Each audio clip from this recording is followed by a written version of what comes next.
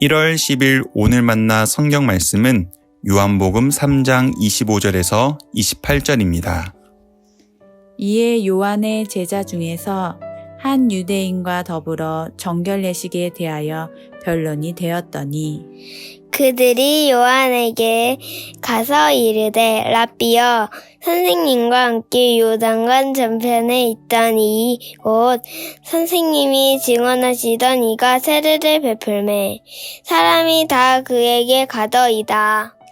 요한이 대답하여 이르되 만일 하늘에서 주신 바 아니면 사람이 아무것도 받을 수 없느니라. 내가 말한 바 나는 그리스도가 아니요 그의 앞에 보내심을 받은 자라고 한 것을 증언할 자는 너희니라. 아멘. 오늘 만나로 만나주시는 하나님을 기대합니다. 세례 요한의 제자들이 이렇게 말합니다. 스승님, 사람들이 우리에게 오지 않고 요단강 저편에 있더니 곧 선생님이 증언하시던 이가 세례를 베푸는 곳으로 다 가고 있습니다.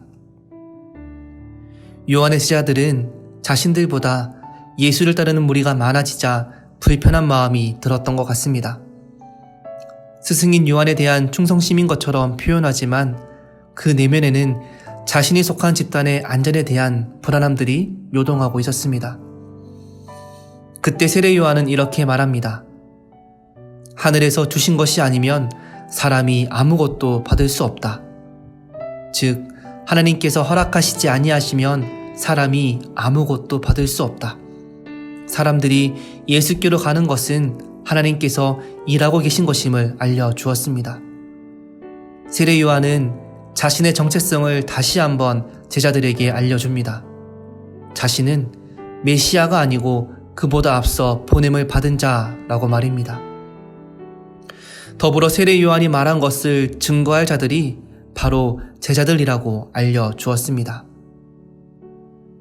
29절을 보면 결혼식 비유를 통해 세례 요한이 자신의 소명과 예수님과의 관계를 설명합니다. 예수님은 신랑이시고 신부는 예수를 통해 언약 관계를 맺을 성도들입니다.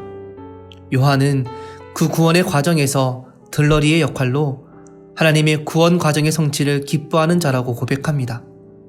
그리고 마지막으로 세례 요한은 이렇게 말합니다. 그는 흥하여야 하겠고 나는 쇠하여야 하리라. 사람들이 예수께로 몰려가는 같은 상황을 보고 세례 요한과 요한의 제자들의 반응이 달랐습니다. 그 이유가 무엇일까요? 첫째, 세례 요한은 자신의 정체성과 소명에 대한 올바른 인식을 가졌습니다. 세례 요한은 자신의 정체성이 무엇인지, 자신의 소명이 무엇인지 명확히 깨닫고 있었습니다. 둘째, 세례 요한은 하나님 나라의 관점을 가졌습니다. 세례 요한의 제자들은 자신들에게 사람들이 오지 않고 예수님께로 몰려가는 것을 자신들의 성패와 연관지어 생각했습니다.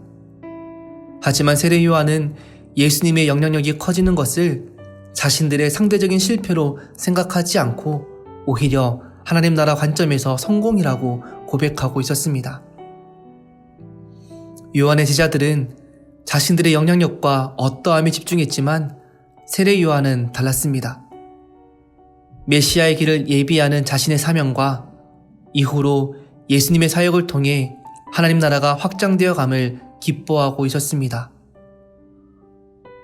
오늘 우리는 어떠한 소명과 정체성으로 살아가고 있으신가요? 우리의 정체성과 관점이 나와 내 삶, 내 안정과 내 영향력에만 머물러 있는 삶이 아니라 하나님의 일하심과 하나님 나라의 확장을 깨닫고 동참하는 복된 인생 되시길 간절히 소망합니다. 하나님, 우리가 하나님의 사랑과 은혜를 온전히 받아들이고 깨달아 우리의 삶 속에서 하나님의 성품과 하나님의 나라를 드러낼 수 있게 인도하여 주옵소서. 예수님의 이름으로 기도합니다. 아멘. 이제 두 가지 기도 제목으로 기도하겠습니다. 세례 요한처럼 하나님의 관점으로 우리의 삶을 해석하고 살아가게 하옵소서.